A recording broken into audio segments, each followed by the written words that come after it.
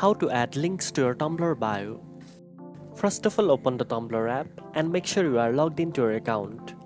From the dashboard, tap the profile icon located at the bottom right corner to go to your account page.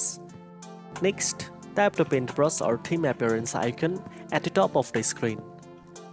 Now look for description section. In this section, you can type or paste the link you want to include in your bio. You can also add a short description before or after the link. Make sure the link starts with HTTPS or HTTP so that it becomes clickable in your bio.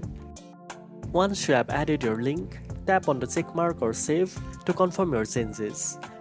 Go back to your profile to make sure the link is visible and clickable in your bio. Now you know how to add links to your Tumblr bio. If you found this video helpful, don't forget to like, share and subscribe for more tech tips. Thanks for watching and I'll see you in the next one.